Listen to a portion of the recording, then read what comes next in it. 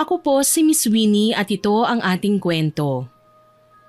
Sa buhay natin marami tayong iniiwasang gawin alang-alang sa kaligtasan ng ating kaluluwa. Sinisikap nating huwag tayong magkasala dahil yun naman ang rason kung bakit tayo nabubuhay sa mundong ito.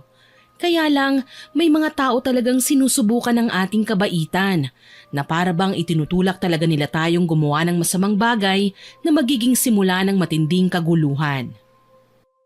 Ano pang tinutunganga mo riyan, Brenda? Kumilos ka na at magbayad ka na sa akin. Sandali lang, Franco. Heto na, kukunin ko ng pera. Bilisan mo at marami pa akong sisingilin dito. Huwag kang makupad, babae. Bilis! Heto na nga 200 piso. 200? Ito lang ang ibibigay mo sa akin sa loob ng 1 linggo mong pagbibenta rito sa karinderya mo? Pinagloloko mo ba ako, ha, Brenda? Naku, hindi. Pasensya ka na't sadyang matumal lang ang benta ko sa linggong ito. Anong matumal? Ginagago mo ba ako? Narinig kong maraming customer tong karinderya mo dahil binabalik-balikan to ng mga tao. Pero nagsasabi talaga ako ng totoo, Franco. Hindi malakas ang benta ko sa linggong ito. Hayaan mo, babawi ako sa susunod. Siguraduhin mo lang, ha? Dahil talagang mananagot ka sa akin. Oo, sisiguraduhin ko.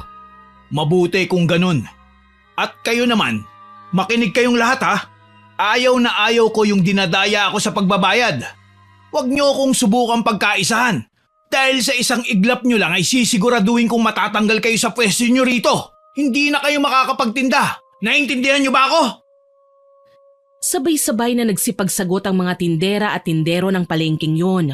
Labag man sa loob, pero wala na kaming ibang magawa kundi sumang-ayon na lamang kasi wala naman kaming choice. Magandang araw nga po pala sa inyong lahat.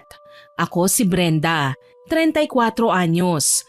Itong ikukwento ko ngayon ay nangyari sa aking buhay noong taong 2017 pa lamang. Patungkol ito sa kung paano sinusubukan ng ibang tao ang kabaitan ko.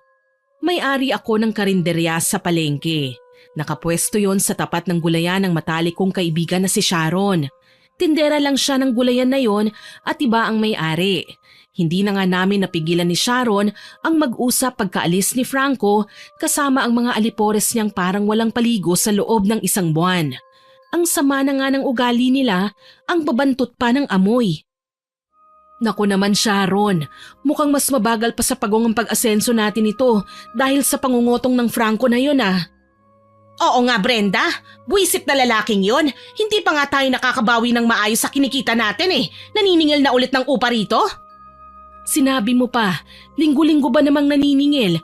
Abuso na yung ginagawa ng lalaki na yan Talagang abuso na yan Brenda. Konting-konti na nga lang mauubusan na ako ng pasensya sa taong yan. Ang sarap imudmud sa putikan niyang pangit niyang pagmumuka. Hay nako Sharon, akala mo naman may laban ka sa bruskong yun. Ang liit-liit mo nga. Sus, kung lalaki lang sana ako Brenda, matagal ko nang nilabanan si Franco. Gigil na talaga akong paduguin niyang ilong niya Wag na, mas mabuti na yung magpakumbaba pa rin tayo kada nangungutong sila. Iwas gulo na rin yun. Ayan, kaya umaabuso yung Franco na yan kasi walang lumalaban sa kanya at sa mga alipores niya Kung lalaban man tayo, siguraduhin nating may laban din tayo sa kanila Sharon. Meron ba? Wala naman. Bukod sa makapangyarihan sila rito sa palengke na ito, mga babae rin tayo at wala tayong sapat na lakas para labanan sila ng pisikalan. Aba, hindi lang naman yun ang paraan para lumaban Pwede ko naman silang lasunin. Hay nako, magtiis na lang tayo sa buhay na ito. Wala tayong magagawa pagmamayari nila ang pwesto ng negosyo natin. Ano pa nga ba? O siya, babalik na muna ako sa karinderya ko. Baka nandun na ang anak ko. Bumalik na nga ako sa karinderya at gaya ng inaasahan, nandun na nga ang nag-iisa kong anak na babae na si Bea. Dalaga na ang anak kong yun at nasa 2nd year college na. Lunchtime na kasi yun, kaya syempre doon siya kakain sa karinderya namin. O Bea anak, wala yata ang mga kaklasmate mo ngayon. Opo inay, nandun po sila sa bahay ng class president namin. Birthday niya po kasi ganun ba? Bakit hindi ka sumama sa kanila? Parang hindi nyo naman po ako kilala. Alam nyo naman pong mahiyain po ako. Sigurado akong maraming tao sa bahay nila maliban sa classmates ko. Tanghali pa lang celebration? Opo, inay. Call center agents po kasi ang mga magulang niya, kaya hindi sila makapag-celebrate ng magkasama sa gabi. Kung sa bagay. Aling Brenda, pa-order nga po ako ng paborito ko. Nagulat ako sa biglaang pagsulpot ni Zach, ang batang tindero ng bigasan na nasa tapat pa rin ng karinderya ko. Halos kasing edad lang ni Zach ang anak kong si Bea, pero mas matanda ng 2 taon ang lalaking yon. Napansin kong napangiti si Zach nang makita niya ang anak ko, kaya agad na napakunot ang aking noo. Tinapunan ko ng masamang titig ang batang yon kahit close pa kaming dalawa. Kung makatitig ka sa anak ko, Zach ha? Sinasabi ko sa'yo, wag ang unika iha ko. Grabe naman po kayo, Aling Brenda. Napahanga lang po eh. Siya pala si Bea. Oo, bakit mo kilala ang anak ko? Hindi ko pa kayo na ipapakilala sa isa't isa. Schoolmate po kasi kami, inay. Oo nga naman pala. Teka, kilala mo ko, Bea? Pamilyar lang sa akin ang mukha mo. Sigurado akong nakita na kita sa campus. Tsaka bakit kilala mo rin ako? Lagi ka naman binabanggit ng nanay mo, Miss Beautiful. Hoy, hoy, hoy! Loko kang bata ka ha? Isasali mo pa si Bea sa listahan ng mga babae mo? Grabe naman po kayo sa akin, Aling Brenda. Hindi naman po ako ganun. Talaga ba, iho? Sa gwapo mong yan syempre marami kang babae. Kaya wag ang anak ko ha, kasi talagang malilintikan ka sa akin. Makikita mo. Hay nako, inay, hindi naman po yung kagaya niyang tipo ko mabuti naman. Grabe, ang sakit nyo naman sa buto. Kumain ka na nga lang dyan, iho. Nasaan na ba ang order mo? Abay, malay ko po riyan sa mga trabahante nyo. Nagugutom na nga po ang mga bituka ko eh. Wala na raw pasok si Bea pagkatapos nun, kaya tumulong muna siya sa akin sa karinderya. Sakto naman ang bilang ng mga trabahante ko roon, pero gusto ko pa rin tumulong ang anak ko. Masipag kasi ang batang yun Kinahapunan, nagsara na nga kami at nagsipag-uwian na. Medyo malayo yung bahay namin mula sa palengke na yun, kaya kailangan naming sumakay ng tricycle. Pagdating namin sa bahay, ininit ko na lang yung dala kong kanin at ulam mula sa karinderya para sa hapunan namin. Si Bea naman, ayun at inaasikaso na kagad ang schoolworks niya. Napansin kong sobrang busy niya, kaya nilapitan ko at nakiusyoso. Project ba yan, iha? Opo, inay. By group kayo niyan? Opo, pero ako pa rin mag-isang gumagawa gaya ng nakasanayan. Ay, hindi na ako magugulat. Ano namang ambag ng mga kagrupo mo sa'yo? Sila po ang bumili nitong mga materyales na gagamitin ko. Wala naman po akong maski 1 piso na nagastos dito kaya ayos lang. Wala kang ang nagastos, pero ikaw naman ang mapapagod sa paggawa niyan. Hayaan niyo na po, kesa naman po iasa ko sa kanila ito, di pangit ang kinalabasan. Hindi naman po sa nagmamayabang ako pero ako lang po kasi ang marunong gumawa nito Ay, Osha, hindi ko naman alam kung anong project yung ginagawa mo Ituloy mo na lang yan, iha. Masipag mag-aral ang anak ko at matalino rin siya. May mataas siyang pangarap sa buhay, kaya palagi niyang ginagalingan at pinagbubutihan ang kanyang pag-aaral. Ang swerte ko nga sa batang yun Napalaki ko siya ng maayos kahit mag-isa lang akong nagtataguyod sa kanya. Ang tatay niya, matagal nang patay para sa akin. Iniwan ako ng magaling niyang tatay noong ipinagbubuntis ko pa lang si Bea. Nalaman ko pang kabit lang pala ako kasi may pamilya na pala ang hayop na yun. Mabuti na lang at mabait ang asawa niya kasi kung hindi, baka nademanda na kaming dalawa. Ang mga magulang ko naman nasa bukid sila samantalang kami ni Bea nasa syudad. Pero hindi to ganun kabongga kagaya ng syudad sa Luzon. Taga Mindanao lang kasi kami. Lumipas ang maraming araw na normal lang ang mga pangyayari hanggang sa muling dumating na nga ang araw ng pangungutong ni Franco. Parang wala pang ang 1 linggo magmula nang ginulo niya kami tapos ngayon ay nariyan na naman siya. Naalarma tuloy kaming lahat at itinago kagad namin ang aming kita sa araw na yon. Hoy, ikaw bata! Huwag mo ngang hinaharang dito sa daan niya mga sako ng bigas. Pasensya na po, Ma'am Franco. Itabi mo yan at baka masipa ako pa yan. Opo, eto na po. Akin na ang bayad mo sa upa. Po, naku Ma'am Franco, wala pa po kaming naibenta sa araw na to Bakit? Sa tingin mo ba ay may pakialam ako? Pasensya na po. Wala rin po kasi rito ang amo ko. Ako lang mag-isa at itong delivery boy namin ang naiwan dito sa may tindahan. Wala akong pakialam. Akin na ang upa sa ayaw at sa gusto mo kung ayaw mong masaktan. Sige po, heto na po. Napakunot na lang ang aking noo kasabay ng pagkuyom ng mga kamao ko dahil sa sobrang inis at galit.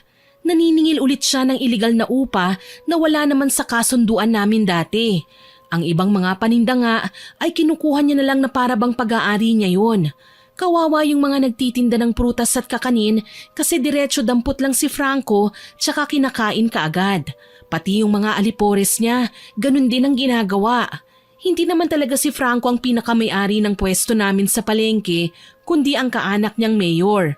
Pero siya kasi ang pinagkatiwalaang mamahala nun. Pagkatapos ng guluhin ni Franco si Zach ay sa karinderya ko naman siya lumipat kasi katabi lang yon ng bigas ang binabantayan ng batang yon. Nagbigay kagad ako ng pera para wala ng gulo, tsaka sinunod ni Franco ang gulayan ni Sharon. Huwag kayong magkakamaling isahan ako. Alam na alam ko na yung mga galawan yung yan. Ikaw Sharon, kumilos ka na. Akin ang pera. Teka lang Franco, wala pa nga akong sapat na kita eh. Ayang ka na naman sa palusot mong yan, babae. Huwag ka nang dumadapa, pwede ba?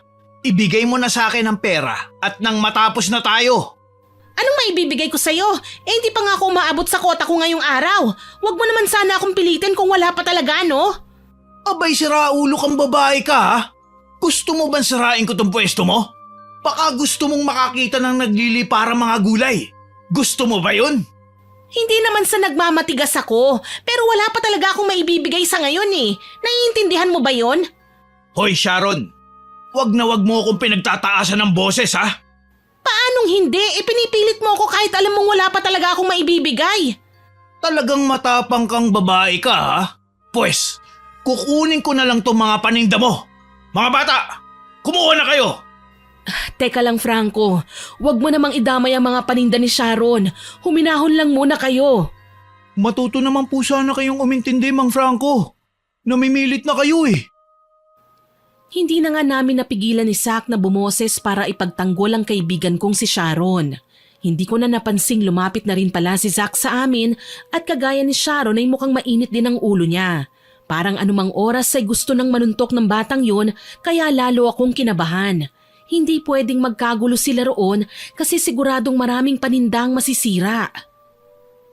Hoy, huwag kayong makialam dito, ha? Paanong hindi kung wala naman po kayo sa oras ng paniningil? Wala pa ngang 1 linggo mula nung siningil nyo kami. Tapos nandito kayo uli ngayon? Hoy bata, huwag mo kaming pinapakailaman, ha? Tumahimik ka riyan kung ayaw mong dumugo yung ilong mo. Sige, subukan mo. Zach, ano ba? Tumahimik ka na nga riyan bata ka? Huwag ka nang magsalita kung ayaw mong magkagulo kayo rito. Ano bata? May sasabihin ka pa? Naku Franco, wala na. Pagpasensyahan mo na itong batang ito ha? Pero Aling Brenda… Shh! Huwag ka na kasing lumaban. Wala tayong laban sa kanila. Wala talaga tayong laban kasi iniisip nating hindi natin sila kayang labanan, Brenda. Bakit Sharon? Hindi ba totoo naman na hindi natin sila kaya? Hawak nila tayo sa leeg kaya manahimik na lang tayo. Hoy, kayong tatlo, may sinasabi ba kayo, ha? Wala Franco. Heto na't magbabayad na si Sharon. Ano? Anong magbabayad, Brenda? Magbayad ka na kasi para wala ng gulo. Ay, buwisit talaga na buhay to, oo? Oh, heto ng pera mo. Talagang matapang itong si Sharon dahil pagalit pa niyang ibinigay kay Franco ang pera. Kulang na lang ibato niya sa pagmumukha ni Franco ang cash na yon. Ako naman, kinakabahan na para sa sarili naming kapakanan. Kasi naman, masamang magalit ng husto si Franco. Masama na nga siya na hindi pa galit. Paano pa kaya kung magagalit na siya, hindi ba? Kaya todo suway ako kina Sharon at Zach. Magkapareha lang ang takbo ng utak ng dalawang yun eh. Akala mo nga magnanay eh, laging inuunang bugso ng damdamin, hindi nag-iisip. Maya-maya pa, umalis na si Franco at ang mga kasama niya. Humalakhak pa talaga sila at ang sakit-sakit nun sa tenga. Tunog demonyo ang pagtawa ni Franco na bagay sa kasamaan niya. Pag-alis nila, ayun na nga't inilabas nila Zach at Sharon ang galit nila. Akala ko ay nailabas na nila kanina pa pero nagtitimpi pa pala sila noon. Grabe, ibang klase rin silang magtimpi. Konting-konti na lang talaga at mauupakan ko na ang pagmumukha ng mga kutong lupa na yun. Oo nga eh, kung lalaki lang sana ako, siguradong binasag ko ng bungo nila. Nakakainis! Simot na talaga ang pasensya ko sa mga gagong yun. Kung hindi lang kasalanan ng pumatay. Tama! Hoy, tumigil nga kayong dalawa riyan. Kayong dalawa talaga hindi na kayo natuto. Anong hindi natuto, Brenda? Ikaw yata ang hindi natuto rito eh. Hanggang kailan ka papayag sa pangungotong nila sa atin, ha? Hindi naman ako pumapayag sa ganon, Sharon. Hinahayaan ko lang para wala ng gulo. Eh di pareho pa rin yon. Kung hindi mo ipaglalaban ang karapatan natin, ganon na rin yon. Tama si Aling Sharon. Kung hahayaan pa rin natin sila, hindi na talaga matatapos ang paghihirap nating to. Bakit? Ano bang mapapala natin kung kakalabanin natin sila? Matitigil ba? Hindi. Mapapahamak lang tayo niyan. Siguradong sa ospital tayo pupulutin. Paano nga po sila titigil kung walang kakalaban sa kanila, Aling Brenda? Alam mo, Zach, si Mayor kasi ang boss nila. Ano bang laban natin sa Mayor, hindi ba?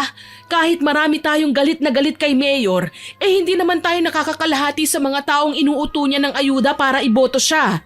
Hindi nga tayo naka 1/4 eh. Tayong mga tindera lang naman dito sa palengke ang may malaking galit kay Mayor. Ano bang sinasabi mo riyan, Brenda? Parang lumilihis ka naman yata sa usapan eh. Ang gusto ko lang sabihin, hindi natin kayang pabagsakin ng mayor na nag-utos kay Franco para pahirapan tayo. Kasi naman konti lang tayong hindi bumoboto sa kanya. Mas marami siyang botante kesa sa mayor na binoto natin nung nakaraan. Hay nako, ewan ko sa'yo. Bumalik na nga lang tayo sa trabaho. Mas mabuti pa nga po. Magpapalamig muna ako ng ulo. Pabili nga po ako ng soft drink sa Aling Brenda. Mabuti naman kung ganon. Huwag nang masyadong painitin pa ang ulo dahil sa mga taong yan, ha? Wala naman tayong mapapala sa bagay na yan eh. Makalipas ang ilang oras, dumating na ulit si Bea para mananghalian. Takang-taka ang anak ko kung bakit ang init daw ng ulo ng mga tao roon. Kaya ayun, ikinuwento ko sa kanya kung ano ang nangyari. Hindi pa nasaksihan ni Bea ng harap-harapan ang tungkol sa pinaggagawa ni Franco sa amin. Hanggang kwento ko lang ang naririnig niya pero parang mas galit pa yata siya kesa sa akin. Parang si Sharon lang din ang batang yun. Gusto nga niyang makita ng personal si Franco nang maduraan niya raw ang muka. Ewan ko ba kay Bea, mahinhing dalaga naman siya pero nag-iibang tao naman kung magalit. Manang-mana talaga sa tatay niya. Makalipas ang ilang araw, maaga kong pumasok sa karinderya. Hindi pa nga dumating ang mga trabahante ko roon. Gusto ko lang pumasok ng maaga pero pagdating ko roon, unang bumungad sa akin ang malakas na boses ni Sharon. May kasigawan siya. Nakikipag-away na naman kaya nilapitan ko kagad. Ikaw ang inggitera sa ating dalawa. Bakit naman ako maiinggit sa'yo, ha? Walang kainggit-inggit sa buhay mo.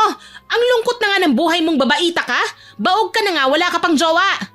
Hoy, Sharon, ano yung bunganga mo, ha? Nakikipag-away ka na naman ba? Hindi ako nakikipag-away, Brenda. Yang babaeng yun talaga ang parang siraulong sumugod sa akin dito. Kasi inaagaw ko raw ang mga suki niya. Tapos ngayon sasabihan akong inggitera? Abay, loko siya. Nasa na ba ang kaaway mo? Bakit wala ka namang kaharap dyan? Syempre umalis na. Mabuti nga yun Kung hindi siya aalis, nako, talagang tatamaan siya sa akin. Hay nako, Sharon. Napapadalas na yung kainitan ng ulo mo, ha? Sino ba namang hindi iinit ang ulo kung may mga siraulo sa paligid natin na nagpapakulo sa ating dugo, ha, Brenda? Oo na, pero kumalma ka muna. Makaatakihin ka na niyan sa puso. Wala akong sakit sa puso. Di ba ka tumaas ang blood pressure mo? Anemic ako, ano ba? Oo na, basta huminahon ka na riyan. Pinagtitinginan na tayo ng mga tao, Ay, nako, wala akong pakialam sa kanila. Kahit magsiluwa pa yung mga mata nila, Brenda. Hay nako, ikaw talaga. Siya nga pala, nasan si Zach? Bakit wala siya ngayon? Hindi ko alam, baka may pasok. Pasok? Di ba tuwing gabi ang pasok niya sa eskwelahan? Abay malay ko, may lakad siguro, hindi ko alam. Ganun ba? Sinong magbabantay ngayon sa bigasan nila? Andyan yung anak ng may-ari kanina, nakita ko, baka umalis lang saglit. Ipagpapatuloy ko pa sana ang pakikiusyoso nang biglang tumunog ang cellphone ko. Touchscreen nga yun pero sobrang luma na. 6 na taon na kasi mula nang binili ko. Hindi pa naman nasira. Lumayo nga muna ako saglit kay Sharon para sagutin ang tawag. Si Bea yon. Hello anak, napatawag ka. May problema ba? Hello po, Aling Brenda. Teka, sino to? Bakit hawak mong cellphone ng anak ko? Nasaan si Bea? Sino ka? Teka lang po, kumalma po kayo. Ako po ito, si Zack. Grabe, hindi nyo man lang po ako nabusesan. Zack, anak ng Tokwa, bakit hawak mong cellphone ng anak ko? Nasaan siya? Anong nangyari? Dahan-dahan lang po, Aling Brenda. Mahina ang kalaban. Pwede bang sabihin mo na lang sa akin kung nasan si Bea? Lagot ka talaga sa aking bata ka. Heto na nga po. Nandito po kami ngayon sa school clinic. Ano? School clinic? Bakit? Anong ginagawa niyo riyan? Anong nangyari sa anak ko? Wala po siyang malay ngayon, Aling Brenda. Pumunta po kayo rito para maipaliwanag ko ng maayos. Siguraduhin mo lang na wala kang ginagawang masama sa anak ko, ha, Zack? Humanda ka talaga sa akin. Heto na at pupunta na ako riyan. Nagmamadali akong humanap ng tricycle at nagpahatid sa eskwelahan ni Bea. Hindi ko pa nga nabubuksan ang karinderya ko, pero hindi ko na inalala pa yun kasi bahala ng mga trabahante ko. Tinatawag din ako ni Sharon dahil bigla akong kumaripas ng takbo paalis pero hindi ko na siya pinansin pa. Pinabilisan ko sa driver ang pagmamaneho niya at kulang na lang ay liparin namin ang kalsada. Sobrang nag-aalala na kasi ko para sa kalagayan ng aking unika iha, lalo na't sakitin din ang anak kong yun. Kaya pagdating ko sa eskwelahan nila, dumiretso kagad ako sa school clinic. Hindi na ako nahirapan pang hanapin kung saan yon kasi hindi naman yun ang unang beses na nadala sa school clinic ang anak ko. Pagdating ko roon, nakalimutan ko nang kumatok at pumasok na kagad ako. Bea, anak! Naku naman, ano bang nangyari sa anak ko? Aling Brenda, mabuti naman po't nandito na kayo. Ano bang nangyari sa anak ko, Zack? Bakit magkasama kayo? Magpaliwanag kang ang bata ka? Aling Brenda naman eh. Isa-isa lang po kasi. Una sa lahat, hindi po kami magkasama ni Bea. Anong hindi? Bakit ikaw ang may hawak ng cellphone niya? Bakit mo ko tinawagan gamit ang cellphone ng anak ko? Bakit alam mo ang password niya? Grabe naman po talaga kayo. Pwede po bang pakinggan niyo muna ako? Saka hinaan niyo lang po ang boses niyo kasi baka magising si Bea. Oo na, bakit nga? Ganito po kasi yun. Naglalakad lang ako sa may hallway nang makita kong parang nagda-dial si Bea. Kinawayan ko po siya pero hindi siya kumaway pabalik. Parang may iniinda po siyang masakit sa katawan niya kaya nagtaka ako. Tapos hindi nagtagal, bigla na lang po siyang natumba. Kaya ayun, napatakbo ko papalapit sa kanya para tulungan siya. Ah, ganun ba? Eh bakit mo nabuksan ang cellphone ng anak ko? Eh kasi po, di ba parang may dinadial siya bago natumba at nawala ng malay? Kaya ayun, nakita kong kayo po ang tinatawagan niya. Hinayaan ko lang na naka-on ang cellphone niya hanggang sa maihatid ko siya sa klinik. Kasi talagang tatawagan ko po kayo eh. Eh wala naman po pala akong contact number niyo. Ah, ganun ba? Opo, ganun po ang nangyari. Pero bakit ikaw lang ang tumulong? Wala bang ibang estudyante na nakakita sa inyo? Sino po bang may sabi sa inyo na ako lang ang tumulong? Siyempre meron pa pong iba. Ako na lang po ang nagstay ngayon dito kasi umalis na po sila. Ay, kung ganon, maraming salamat sa inyong lahat. Wala pong anuman. Nasa na nga palang nurse dito? Natignan niya na ba kung anong problema ng anak ko? Opo, may lalakarin lang daw po siya pero saglit lang yun. Babalik din yun maya-maya. Eh bakit ba umalis pa siya rito? Alam naman siguro ng nurse na yun na pupunta ang nanay ng pasyente niya, hindi ba? Opo, sinabihan ko na po siya. Eh yun naman pala eh. Bakit umalis-alis pa? Saan ba nagpupunta yun? Abay malay ko po, hindi ko po alam. Wala po talaga akong idea. Basta ang alam ko, nagmamadali po siyang umalis pero wag daw po ako mag-alala kasi babalik din siya kaagad. Tumangutango na lang ako tsaka hinaplos ang pisngi ni Bea. Mukhang may sakit nga talagang tignan ng unika iha ko. Hindi ko man lang napansin na may dinadala na pala siyang karamdaman.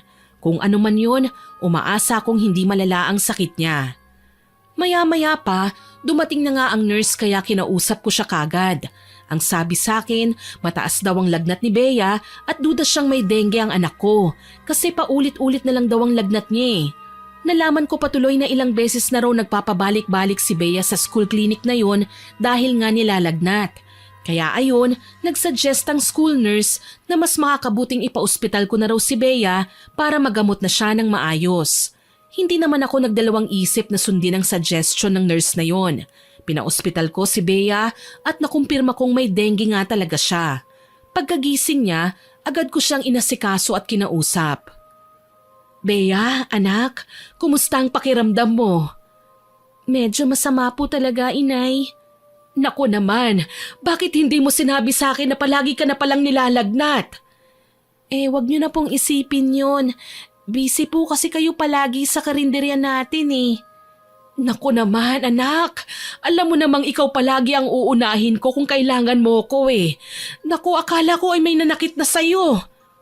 Wala po, wala naman po akong kaaway. Ay, mabuti nga at wala kasi talagang malalagot siya sa akin. Baka siya pang maging dahilan kung bakit magagamit ko ulit ang kakayahan kong mambarang. Po? Nay naman. Biro lang anak. O siya, may gusto ka bang kainin? Gusto mo ng prutas? Marami akong binili dyan anak. Anong gusto mong kainin? Ayos lang po ako inay. Hindi naman po ako nagugutom eh. Talagang hindi ka magugutom dahil sa dextrose. Pero dapat may kinakain ka pa rin para magkalaman kahit papano yan tiyan mo anak. Nay, ayos lang po talaga ako. Kakain po ako mamaya. May gusto lang po sana akong sabihin sa inyo ngayon eh. Ano yon, iha? Alam ko pong mahirap itong hihilingin ko, pero kailangan ko po kasi sa school namin eh. Alam nyo naman po, IT student ako. Kailangan kong maging expert sa paggamit ng technology. Oo, iha. Bakit? Ano bang kailangan mo? Sabihin mo lang. Kailangan ko po sana ng laptop, inay, para makapag-aral po ako kung paano ang pasikot-sikot sa computer. Ako lang po talagang walang laptop sa klase namin eh. Lahat sila meron na. Hindi naman po ako naiinggit, inay ha. Sadyang kailangan na po namin talaga sa klase namin. Ganun ba? Nako, opo eh. Hayaan mo anak. Pag-iipunan ko yan. Huwag mo nang alalahanin pa ang bagay na yan kasi ako nang bahala. Kailan mo ba kakailanganin yun? Sa lalong madaling panahon na po. Pero hindi naman po sa minamadali ko kayo. Mas okay lang po talaga na mapaaga po. Naiintindihan ko, iha. Sa lalong madaling panahon, bibili tayo niyan. Basta pag-igihan mo ang pag-aaral mo, ha? Opo naman po. Masyado po akong focus sa grades ko eh. Alam niyo naman pong pangarap kong graduate na may Latin honor. Ayan, anak nga talaga kita. Manang-mana ka talaga sa akin, iha. Opo naman po, ako pa. Basta, wag mo lang akong gayahin sa katotohanang matalino nga akong tao pero naging bobo naman sa pag-ibig. Kaya ayan, nabuntis at hindi pinanagutan ng lalaki. Wag niyo na pong isipin yan, inay. Napangiti ako at saka niyakap ang aking anak. Hindi ko ipinahalata sa kanya na malaking problema para sa akin ang hinihingi niyang laptop. Alam ko naman kasing kailangan na talaga yun ng anak ko eh. Hindi basta-basta humihingi ng ganun si Bea kung hindi naman niya talaga kailangan. Hindi ko kasi siya pinalaking spoiled brat. Kaya kapag may hinihingi sa akin ng anak ko, sigurado akong dala na yun ang pangangailangan niya at hindi lang ng kagustuhan niya. Makalipas ang ilang oras, dumating sa ospital ang dalawa kong mga pamangkin. Naisipan kong magpunta muna sa karinderya para ipagluto ng masarap na pagkain si Bea. Kaya iniwanan ko muna siya sa mga pinsan niya. Dumiretso nga ako kaagad sa karinderya at nagluto ng konting ulam na paborito ng anak ko. Aling Brenda, nandito na po pala kayo. Oh, Zach, anong ginagawa mo rito sa kusina? Ang sabi ng cashier nyo, nandito raw po kayo eh. Bakit? May kailangan ka ba sa akin, ha? Wala naman po. Gusto ko lang sanang kumustahin si Bea. Ganun ba? Nasa ospital na siya ngayon. Nagpapagaling na. Ganun po ba? Oo. Salamat nga pala sa pagtulong mo sa anak ko, iho, ha? Wala po yun. Siya nga pala, mabuti at naparito ka. Nakalimutan kong bumili ng bigas eh. Isang sako ulit, iho. Ipa-deliver mo na lang sa boy niyo mamaya sa bahay, ha? Sige po, Aling Brenda. Walang problema. Babayaran ko mamaya pagkatapos ko nitong niluluto kong ulam para sa anak ko. Sige po. Pagkatapos kong magluto, kinuha ko na nga ang perang pambayad sa isang sako ng bigas tsaka ibinigay kay Zach. Dumiretso na kagad ako sa ospital. Nagdala ako ng rice cooker para doon na magsaing. Sigurado kasi kung mapaparami ang kain nila, lalo na't nandun nga ang 2 pinsan ng anak ko. Pagdating ko roon, kumain na nga kagad sila. Konti lang ang kinain ni Bea, pero ayos na rin yun kesa hindi siya kakain. Kinaumagahan, maaga ulit akong nagpunta sa karinderya. Ang mga pinsan pa rin ni Bea ang nagbabantay sa kanya. Sinigurado ko naman na hindi sila magugutom doon kaya nag-iwan na ako ng maraming pagkain bago ako nagpunta ng karinderya. Nagpapasweldo ko sa araw na yun kasi kinsenas na. Oh Brenda, anong meron sa mukhang yan at para kang tinakluban ng langit at lupa? Tigilan mo na nga ako riyan, Sharon. Aba, mukhang wala yata sa mudang kaibigan ko ah. Hindi naman, medyo may problema lang ako. Halatangang may problema ka, Brenda. Kanina ka pa tulala riyan eh, pagkatapos mong pasweldohin ng mga trabahante mo. Ano bang meron? Magkwento ka na. Nasa ospital ngayon si Bea, Sharon. Ha? Si Bea? Ang inaanak ko? Na ospital? Bakit? Anong nangyari sa kanya? Nahimatay siya sa eskwelahan nila eh. Buti na lang at natulungan kagad ni Zach. Naku, ganun ba? Bakit naman siya hinimatay? Sobrang taas ng lagnat niya at nalaman kong may dengue pala siya. Naku, masamang balita yan. Sinabi mo pa. At saka isa pa, nanghihingi sa akin ng laptop ang anak ko, Sharon. Laptop? Naku, oo nga pala, IT student ang anak mo. Siyempre, kailangan niya yan sa klase nila. Oo nga eh. Bilhin mo na yan, Brenda. Matalino naman yung anak mo eh. Deserve niya yan. Tsaka isa pa, kailangan niya ring matuto sa mga ganyang bagay kasi nga yan ang kinuha niyang kurso. Alam ko naman yun eh. Ang problema lang, napakarami ko pang bayarin.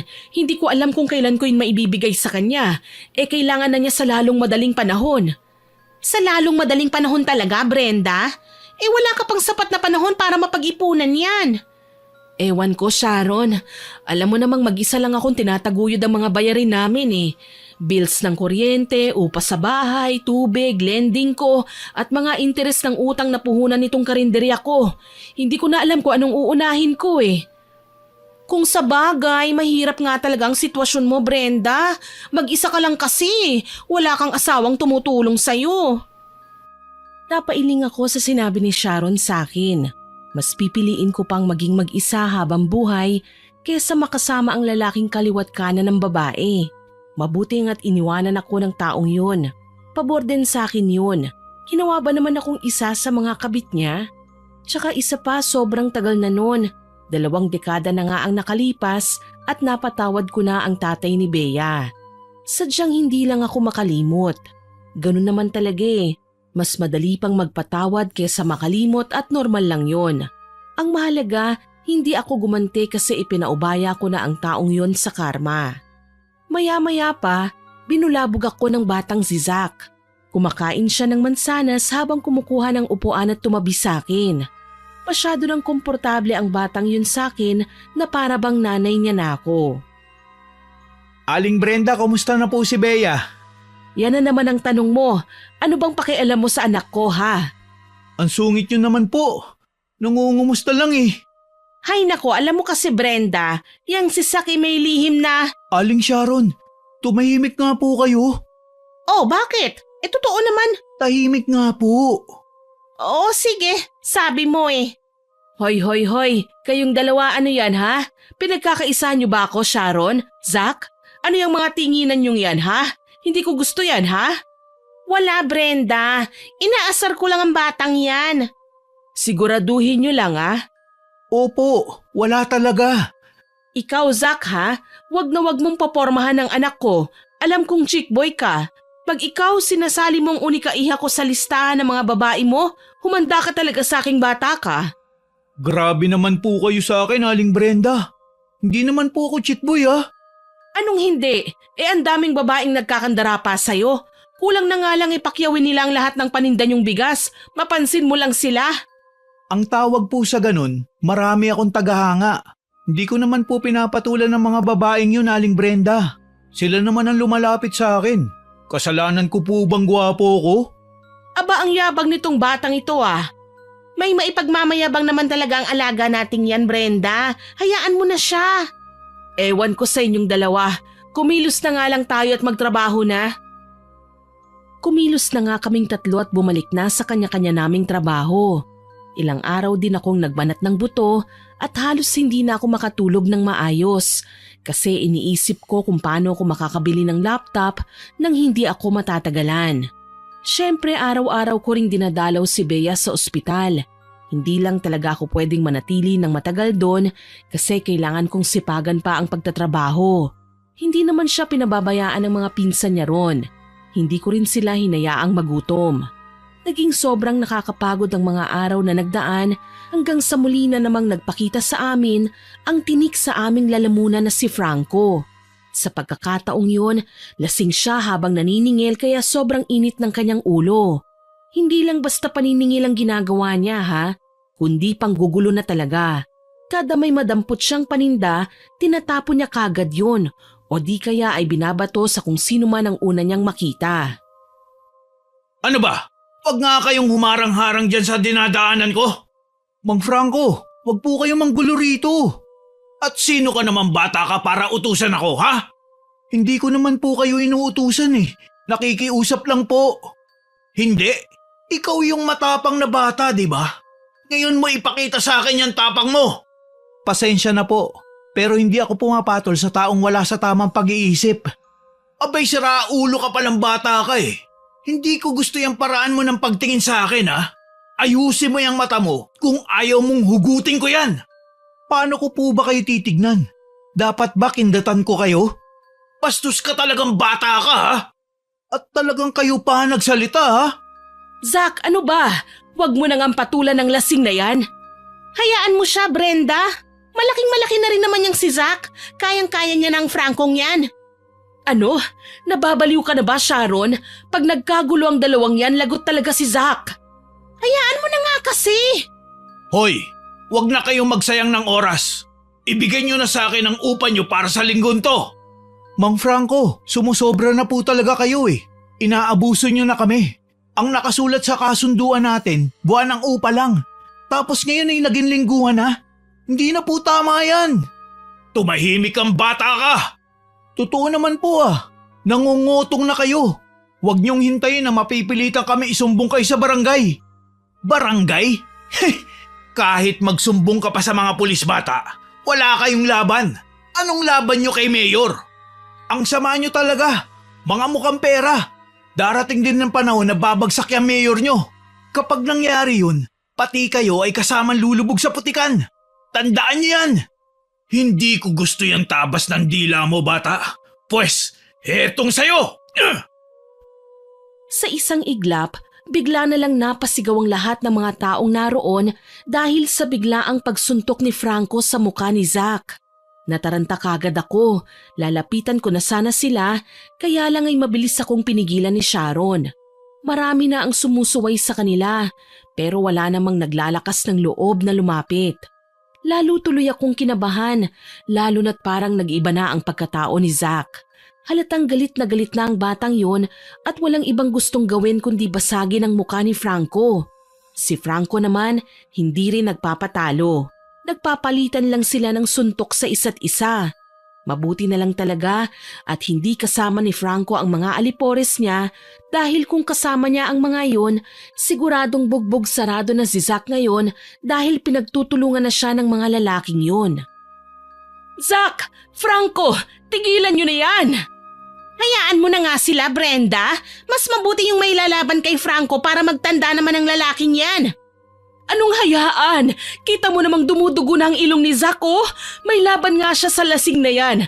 Pero sigurado akong sisibakin niya sa pwesto si Zack pagkatapos niyan. Kung sisibakin man, at least nabugbog niya ang pagmumukha ng Franco na yan. Ano? Nababaliw ka na ba, Sharon? Hindi pwedeng matanggal si Zack sa pwesto niya rito. Alam mo namang yan lang ang pinagkukuhanan niya ng panggasto sa pag-aaral niya, hindi ba? O kasi naman, gigil na talaga ako sa Francong yan eh. At saka, ay, naku, si Zack! Natigil kami sa pagtatalo ni Sharon nang biglang hampasin ni Franco ng isang malaking upuan ng likod ni Zack. Tuloy ay wala sa oras na napasubsob si Zack sa lupa. Doon na nagsilapit ang mga tao sa dalawang yon tsaka nila mabilis na pinigilan si Franco. Pinagtutulungan nilang gapusin si Franco, samantalang dumiretso naman ako sa pagsaklolo kay Zack na mga sandaling yon ay wala ng malay. Mukhang natamaan din yata ang ulo ng kawawang batang yon kasi may dumudugo na sa likuran ng ulo niya. Dahil doon lalo akong nataranta. Sharon, tulungan mo ko rito. Dalhin natin si Zack sa ospital. Oo, bilisan natin Brenda. Pero paano ang gulayan ko? Sinong maiiwan dito? Hayaan mo na muna yan. Sigurado akong babantayan ng ibang tendera dito. Bilisan na natin at baka maubusan na ng dugo ang batang ito. Oo na, heto na nga eh. Maliban sa amin ni Sharon, may iilan ding tumulong sa amin na buhatin si Zack papunta sa paradahan ng mga tricycle. Nagwawala pa rin si Franco pero hindi ko na siya pinansin pa. Pilit naman siyang inilalayo ng mga tao roon. Pagdating namin sa paradahan ng mga tricycle, agad naming isinakay si Zack at nagpahatid kami kagad sa pinakamalapit na ospital. Kaming dalawa lang ni Brenda ang sumama. Bumalik na sa pwesto nila ang mga nakibuhat kay Zack. Doon kami pumunta sa ospital kung saan naka-admit ang anak kong si Bea. Mabuti na lang at inasikaso kagad kami pagdating namin sa ospital. Ang nakakatuwa pa ron, doon inilagay si Zack sa kwarto kung nasaan ang anak ko. 4 na pasyente na ang nandoon. Nay, anong nangyari? Bakit po kayo nandito? Tsaka anong nangyari kay Zack? Bakit wala po siyang malay? Teka lang naman anak, dahan-dahan lang at mahina ang kalaban. Ano nga po ang nangyari? Si Zack, nakipagsuntukan kay Franco. Ayan ang napala niya, bagsak. Po? Bakit daw po? Naubusan na yata ng pagtitimpi ang batang yan. Oo nga iha, tama ang nanay mo. Hindi na natiis ni Zack ang pangungotong ni Franco sa amin. Kaya ayun, lumaban na siya. Ganun po ba? Naku naman. Pagkatapos gamutin ng doktor si Zack, umalis na nga sila. Tanging ang nurse na lang ang naiwan para tignan pa ang kalagayan ng batang yon. Hindi nagtagal, umalis na rin ang nurse. Ayun tuloy at mukhang kami pa ang maiiwang magbabantay sa batang yon. Nasa malayong probinsya kasi ang mga magulang niya eh. Maya-maya pa, nagpaalam na si Sharon na babalik na raw siya sa palengke. Hindi siya mapalagay na iwanan ng mga paninda niyang gulay roon. Hindi rin nagtagal at nagising na si Zack. Aray! Aray ko! Ang sakit ng katawan ko! Ang ulo ko! Aray! Oh, mabuti naman at gising na ang basag ulo. Aling Brenda? Teka, nasan po ako? Ano nangyari? Ayan, tignan mo ang paligid mo nang malaman mo kung nasaan ka. Naku, nasa ospital po ba ako? Saan pa nga ba? Teka, nandito si Bea? Dinalaw niya po ako? Sira, dito rin naka-admit ang anak ko ano? Ganun po ba? Oo, magpahinga ka na riyan at nang gumaling ka na. Hello Bea? Aba itong batang ito talaga oo. Hi Zack, nagkita ulit tayo. Oo nga eh, sa ospital nga lang. Hayaan mo, sa susunod sa isang coffee shop na. Pwede ba yun? Pwede naman. Hoy, kayong dalawa ha? Anong coffee shop ang pinagsasasabi mo diyang bata ka? Kung buhusan kaya kita ng isang tasang mainit na kape. Ang harsh niyo po talaga sa akin, Aling Brenda. Talaga? Huwag mo nga pinopormahan ng anak ko. Magpahinga ka na dyan. Hindi naman ako galit kay Zack. Naiinis lang ng konti tuwing humihirit siya kay Bea. Itong anak ko naman, ngiti ng ngiti sa kanya. Mukhang hindi yata magandang ideya na magkasama ang dalawang ito sa iisang kwarto. Mukhang may balak pa kasi itong si Zack na landiin ang aking unika iha. Malilintikan talaga sa akin ang batang yun. Kinagabihan nun, doon na ako natulog sa ospital para bantayan ang anak ko. Pero sa halip na makatulog at makapagpahinga, hindi kami nakatulog ng maaga ng dahil kay Zack. Palagi siyang nagpapapansin sa anak ko na para bang wala doon ang nanay ng dalagang pinopormahan niya. Panay titig lang ako ng matalim kay Zack pero sa kalooban ko ay hindi ko maitatangging kinikilig ako ng konti sa dalawang yun. Hindi ko nga lang pwedeng ipakita dahil baka lalong magkalakas ng loob si Zack na pormahan si Bea. Buti na lang at hindi siya masyadong pinapatulan ng anak ko. Buti nga sa kanya. Kinaumagahan maaga ulit ako sa karinderya. Naging normal na ulit ang umagang yun hanggang sa magtanghali na. Hindi ko inaasahan ang pagdating ni Franco kasama ang mga alipores niya. Franco, bakit naparito kayo? Kagagaling nyo lang dito kahapon ah. Wala kasi kung masyadong nasingil kahapon. O teka lang naman, ang init na naman ang ulo mo. Talagang mag-iinit ang ulo ko. Nasaan ba yung matapang na Zack na yun ha? Pasalamat siya't lasing ako kahapon kaya hindi ko siya masyado napuruan dahil nangihina ako. Nasaan na yun? Ngayon niya ako harapin. Huwag ka na sanang manggulo pa rito, Franco. Hindi ko maipapangako yan kung makikita ko ang pagmumukha ng batang yun. Pero kung sa bagay, sinibak ko na siya sa pwesto niya. Tinanggal mo si Zack sa pwesto niya, pero trabahante lang din siya dito. Pues, tanggal na siya sa trabaho. Teka lang naman, Franco. Mukhang hindi naman yata tama yung ginawa mo. Alam mo kung gaano kahalaga kay Zack ang trabahong ito. Nag-aaral pa yun eh. Kailangan niya ng trabaho. Tumahimik ka nga riyan, Brenda. Sa tingin mo ba may pakialam ako sa batang yun? Pasalamat nga siya't hanggang pagtanggal lang sa trabaho ang ginawa ko sa kanya eh. Pero wag na siya magpapakita sa akin kung ayaw niyang gawin kong basahan ang mukha niyang yun. Sobra ka na talaga, Franco. Tahimik! Bigyan mo na lang kami ng pananghalian at gutom na kami ng mga kasama ko eh. Di pa kami nakapag-agahan. Ano? Teka, hindi pwede yan, Franco. Hindi kami namimigay ng libreng tanghalian dito. Pues, mamimigay kayo sa amin ngayon. Franco naman, malulugi na ako niyan. Ang dami niyong kinuha oh. Naghahanap buhay lang din naman ako. Huwag ka namang masyadong abusado dyan. Hoy babae, kailan ka pa natutong pagsalitaan ako ng ganyan? Hoy Franco, kailan mo rin balulubayan kaming mga tindera dito? Sharon, ikaw pala yan. Kayong dalawa, tumahimik kayo kung ayaw niyong paduguin ko yung mga nguso niyo. Ang kapal talaga ng mukha mo no? Sharon, tumahimik ka na. Ako nang bahala sa taong yan. Talagang tumatapang na kayo ngayon ha? Akala niyo naman may labang kayo sa amin? Bukod sa mga hinaharap niyo, ano pa bang pinagmamalaki niyo ha? Sabay-sabay na nagtawanan sina Franco at ang mga kasamahan niya. Sa sobrang lakas ng tawanan nila, para bang rinig pa ito hanggang sa kabilang syudad. Ako naman, masyadong uminit ang ulo ko dahil sa pambabastos na yon pero sinikap ko pa rin pakalmahin ang aking sarili. Kilala ko kasi ang sarili ko eh.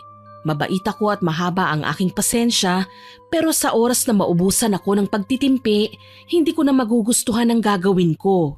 Kaya't hanggat maaari, kailangan kong huminahon habang kinakausap ko si Franco. Franco, nakikiusap ako sa'yo. Hindi feeding program itong karinderya ko. Negosyo ito, kaya kung pwede lang sana, umalis na kayo rito kung wala kayong pambayad. Huwag mo akong sasabihan kung anong gagawin ko, babae. Sa ayaw at sa gusto mo, hahainan mo kami ng pinakamasarap yung putahe. Hindi ako papayag na patuloy mo kaming api-apihin ng ganito, Franco. Matapang ka na rin ngayon, ha? Bakit? Ano bang gagawin mo para mapigilan kami ng mga bata ko, ha? Anong gagawin ko? Ha, hindi mo magugustuhan kung ano ang gagawin ko, Franco. Alam mo, naiinis na ako sa ganyang ugali mo, Brenda, ha? Huwag mo nang painitin palalo ang ulo ko. Maghain ka na ngayon ng pagkain sa mesa namin. Hindi mangyayari ang bagay na yan. Ah, talaga ba? Pues, huwag mo akong sisisihin ngayon sa gagawin ko. Ano? Hoy Franco, anong gagawin mo? Nataranta ulit ako ng pagalit nang tumayo si Franco mula sa inuupuan niya. Tsaka siya lumapit sa may pwesto kung saan nakahilera ang mga putahe namin. Binuksan niya ng isa-isa ang mga yon, tsaka iniabot sa kanyang mga kasama ang ulam na gusto niya. Samantalang ang mga ayaw niyang ulam, gaya ng gulay at mga pritong itlog, inihagis niya lang yon at itinapon. Tuloy ay lalong uminit ang ulo ko maging si Sharon. Hoy Franco! Ang kapal-kapal na talaga ng pagmumukha mo para manggulo rito sa karinderya ni Brenda! Tumahimik ka kung ayaw mong paliguan kita nitong mainit na sabaw, Sharon! Franco! Tumigil ka na! Tigilan mo na kami rito! Ayaw mo kaming bigyan ng libreng pananghalian? Pues, kami na ang maglilibre sa sarili namin! Hayop ka talagang lalaki ka! Pagbabayaran mo ang lahat ng ito! Sharon, kunin niyo ang punyal sa kusina dahil may ulo akong tatagain! Yan ang gusto ko, Brenda! Sandali lang at kukunin ko na! Gaga kang babae ka! Mga kasama, umalis na tayo rito! Dalhin ang mga ulam na yan! Ano? Hindi ka pwedeng umalis! Sharon, bilisan mo! Kayong mga nakatunga nga riyan, ano pang tinitingin-tingin nyo? Tulungan nyo si Sharon! Kunin nyo ang mga punyal! Sinisigawan ko na ang lahat ng mga trabahante ko dahil sa matinding galit na lumalamon sa aking puso. Siguradong namumula na ako sa galit. Samantalang si Franco, humahalakhak lang habang bitbit niya ang lagayan ng mga ulam ko na ninanakaw nila. Sinubukan ko silang pigilan at harangan pero tinabig lang ako ng isa sa mga kasamahan ni Franco. Hindi ako tumigil sa kasisigaw hanggang sa nakalabas na si Sharon at ang aking mga trabahante. Dala nila ang iba't ibang uri ng mga panghiwa ng karne. Pero si Franco at ang mga kasamahan niya nakalayo na habang tumatakbo sila. Sinubukan ko pa silang habulin pero hindi na ako umabot. Napaiyak na lang ako at napaluhod sa lupa dahil sa matinding galit na nararamdaman ko. Pagkatapos ng araw na yon, sa ospital na rin ako dumiretso. Ilang araw na akong hindi umuwi sa bahay namin. Nagpupunta lang ako roon tuwing kukuha ko ng damit namin ni Bea at kapag naglalaba ako. Takang-taka si Bea kung bakit daw sobrang sama ng timpla ng mukha ko. Kahit ilang oras na ang lumipas mula nung nangyari sa karinderya, inis na inis pa rin ako. Hindi ko mapigilang ikwento ulit sa anak ko ang nangyari. Kaya ayun, gulat na gulat si Bea. Grabe na po talaga yung si Mang Franco, Nay. Hanggang kailan niyo po titiisin ang pang-aabuso niya sa inyo, sa inyong lahat? Hindi ko alam, Iha. Natatakot na ako sa pwede kong gawin sa oras na maubusan ako ng pasensya sa taong yun. Inay, sa tingin ko po panahon na. Anong panahon na, Iha? Panahon na para labanan niyo po siya. Anak, lumaban na ako. Nakipagsigawan na nga ako ng hindi natatakot, hindi ba? Hindi po yun ang ibig kong sabihin. Ha? Ano ba? Inay, alam kong alam niyo po kung ano ang tinutukoy ko. Tinitigan ko ng makahulugan si Bea, tsaka ko sinabihan ng dalawa niyang pinsan na lumabas muna. Nandun pa rin kasi sila para bantayan ang anak ko. Pagkalabas nilang dalawa, lumapit ako ng konti kay Bea at medyo hininaan ko ang aking boses kasi bukod sa amin, may iba ring pasyente sa silid na yon. Medyo magkakalayo nga lang ang higaan namin sa kanila. Bea anak, tama ba ang iniisip ko? Opo inay, panahon na siguro para turuan nyo ng leksyon ng mapang-abusong Mang Franco na yan. Ilagay nyo na po sa kamay nyo ang parusa para sa taong yon. Ilang taon ko na ring hindi nagagamit ang kakayahan kong yon, Iha. Kaya nga po hindi nyo nagagamit dahil wala namang sapat na rason para gamitin yon. Pero ngayon may rason na po kayo. Sobra na yung Mang Franco na yan Dapat na po siyang magbayad sa lahat ng kasamaang ginagawa niya sa mga tindero at tindera sa palengke. Sa tingin mo, Iha, panahon na talaga para gamitin ko ulit ang kapangyarihang itim? Opo, isipin niyo na lang po na para yan sa ikabubuti ng lahat. Para hindi na uulit ang Mang Franco na yan at para matapos na po ang paghihirap niyo sa mga kamay niya. Kung ganon, gagawin ko yun anak. Pero tsaka na kapag nakalabas ka na rito sa ospital, uunahin ko muna ang pagpapagaling mo bago ang pagturo ko ng leksyon sa taong yun. Huwag niyo na po akong hintayin, inay. Pwede niyo naman pong pagsabayin yun Hindi, Iha. Kailangang nakafocus ako sa pambabarang ko kay Franco. Magagawa ko lang yun kung wala akong ibang inaalala. Kaya dapat gumaling ka muna bago ko simulan ang pagpapahirap sa kanya. Sige po, inay. Kayo po ang bahala. Siya nga pala. Nasaan pala si Zach? Bakit wala siya sa higaan niya? Si Zach po. Nakalabas na po, inay. Kaninang tanghali lang. Ganun ba? Naku, naunahan ka pa niya. Siyempre, wala naman pong sakit yun Galos lang sa katawan. 2 araw ang lumipas, wala na akong masyadong nabalitaan tungkol kay Zach. Hindi ko na rin siya nakikita sa palengke dahil sinibak na nga siya ni Franco sa trabaho niya. Sigurado akong pinagbantaan ni Franco ang may-ari ng bigasang pinagtatrabahuhan ni Zach para lang mawalan ng trabaho ang kawawang binata na yun. Kinausap ko nga si Sharon na baka kaya niyang ibaba muna ang pride niya at makiusap kay Franco na ibalik si Zack doon. Pero hindi raw kaya ng kaibigan ko. Parang anak na rin kasi namin si Zack kaya nakakalungkot talagang isipin ang nangyari sa kanya. Sigurado akong namumroblema na ang batang yon kung saan nahanap ng bagong trabaho. Kung pwede ko lang sana siyang kunin sa karinderya ko Kaso hindi Nahirapan na nga akong pasweldohan ng mga trabahante ko ron. Hindi ko na kaya pang magdagdag pa ng bago. Tapos ayun na nga, na-discharge na rin si Bea sa ospital. Iniuwi ko siya kagad sa amin pero dumaan muna kami sa palengke para bumili ng mga prutas. Binili ko yung mga paborito ng anak ko, tsaka kami umuwi. Kumusta naman ang pakiramdam mo, Iha? Heto po maayos-ayos naman na po, Inay. Mabuti kung ganon. Inay, kawawa naman po itong bahay natin. Ilang araw tayong nawala rito parang pugad na ng mga aswang. Grabe naman yan anak. Naglilinis naman ako rito paminsan-minsan napakamaalikabok po kasi Tignan niyo po ang daming sapot na ng gagamba. Hay nako, wag mo nang pansinin ng mga yan, Iha. Ang dapat mong gawin ay magpahinga ng mabuti dahil ako ang maglilinis ng mga yan. Pahinga na naman po, Inay. Aba, ilang araw na po ako nagpapahinga sa ospital Nakakatamad naman pong matulog ng matulog Wala naman akong sinabing matutulog ka, Iha. Ang sabi ko lang ay magpahinga ka. Kung gusto mong manood ng mga K-drama, manood ka. Yun na nga po ang balak kong gawin, Inay. O sige, ihahanda ko na muna itong prutas Sariwa ang mga ito. Binili ko pa ito sa ninang Sharon mo. Opo, Inay. Maraming salamat po. Hindi ako pumasok sa karinderya ng araw na yon. Inilaan ko ang lahat ng aking oras sa pag-aalaga kay Bea. Pagsapit ng gabi, maaga kong pinatulog ang anak ko.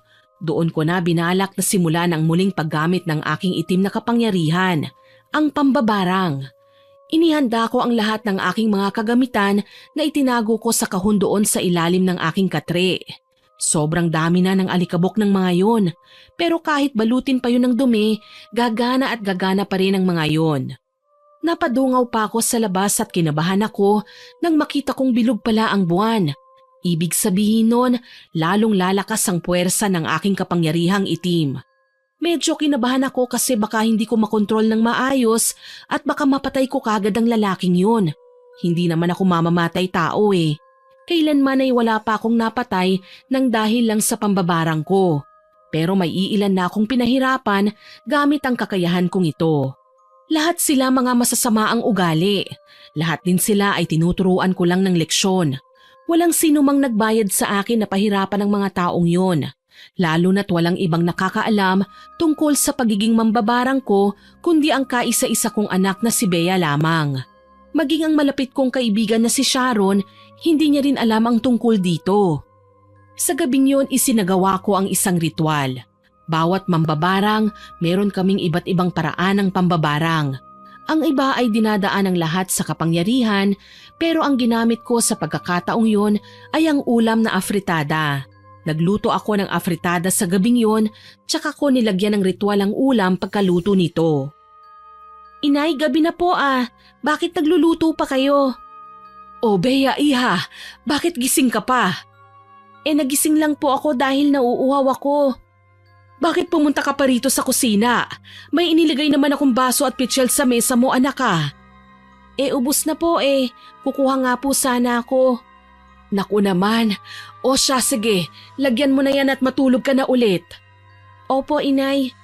Pero bakit po nagluluto kayo ng ganitong oras?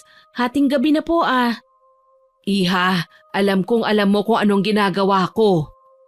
Teka, yan na po ba yun, Inay? Nagsisimula na po kayo sa pambabarang kay Mang Franco? Shh! Hinaan mo yung boses mo, anak. Baka mamaya ay may makarinig pa sa'yo. Si Inay talaga. Sino naman pong makakarinig sa atin ang layo ng bahay ng mga kapitbahay natin? Kung sabagay, tama ka riyan, anak. Sige na nga, matulog ka na kasi. Tatapusin ko pa itong ginagawa ko Sige po, Inay. Matulog na rin po kayo kagad pagkatapos niyan Oo, Iha. Pagkatapos kong ang lutuin yon, niritwalan ko ulit para lumakas ang kapangyarihan ng mga kakaibang sangkap na inihalo ko sa afritada. Hindi ko nasasabihin pa kung ano-ano ang mga sangkap na yon. Basta yun ang ginagamit ko tuwing mambabarang ako. Tsaka ako nag-isip kung paano ko ipapakain kay Franco ang niluto kong espesyal na afritada para sa kanya. Hanggang sa naisipan kong puntahan siya mismo sa bahay niya at kunwari ay nandun ako para sa peace offering. Kaya yun na mismo ang ginawa ko kinaumagahan. Wala namang asawa at anak si Franco dahil matandang binata siya. Nasa malayo rin ang kanyang mga magulang kaya walang kahirap-hirap ko siyang pinuntahan sa kanila. Brenda! Anong kailangan mo at napadpad ka yata rito sa bahay ko? Magandang umaga sa'yo, Franco. Anong maganda sa umaga, babae? Sabihin mo sa akin kung anong sadya mo't naparito ka. Ano kasi? Nandito ka ba para pakiusapan akong ibalik yung anak-anaka mo si Zach sa trabaho? Pwes kung ako sa'yo ay uuwi na ako dahil hindi mangyayari ang bagay na yun. Hindi yan ang sadya ko sa pagpunta ko rito, Franco. Bakit? Ano bang sadya mo?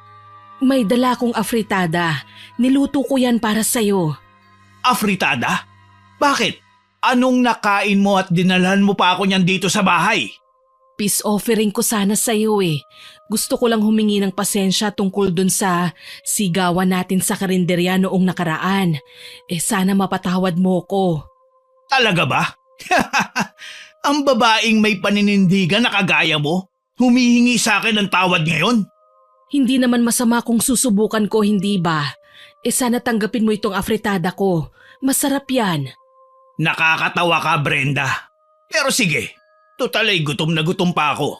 Iwanan mo na riyan ang ulam na yan at lumayas ka sa harapan ko.